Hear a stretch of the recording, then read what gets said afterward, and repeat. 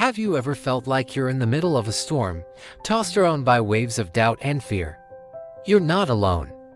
There's a powerful story in the Gospel of Matthew that speaks directly to these moments, a story about a boat, a storm, and a single step of faith that changed everything. It's the middle of the night. The disciples are in a boat, far from shore, and a fierce storm is raging. The wind is howling, the waves are crashing over the sides, and they are terrified.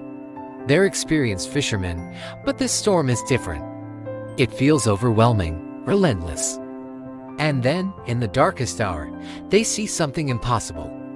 A figure, walking on the water, coming towards them. They cry out in fear, thinking it's a ghost. But a voice cuts through the wind and the rain. "Take courage, it is I. Don't be afraid. It's Jesus."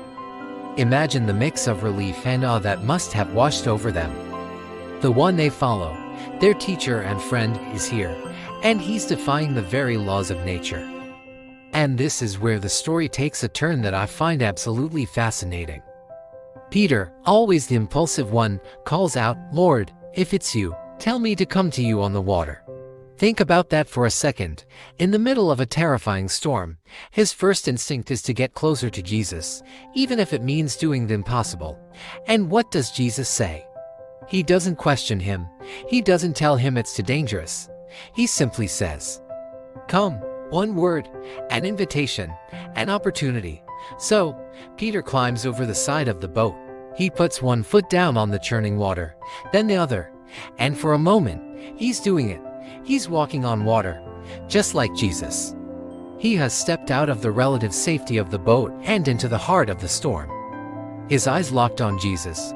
That boat represents our comfort zone, the things we know and can control. The storm represents the challenges of life, the job loss, the health scare, the broken relationship, the crippling anxiety.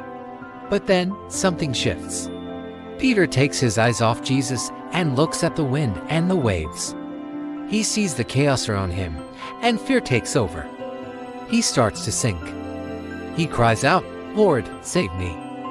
Immediately, Jesus reaches out his hand and catches him.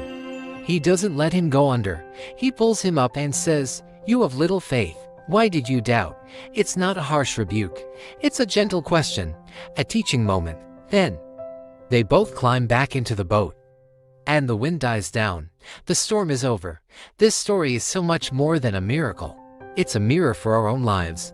How many times have we felt God calling us to step out of our boat, to take a leap of faith? Maybe it's starting a new ministry.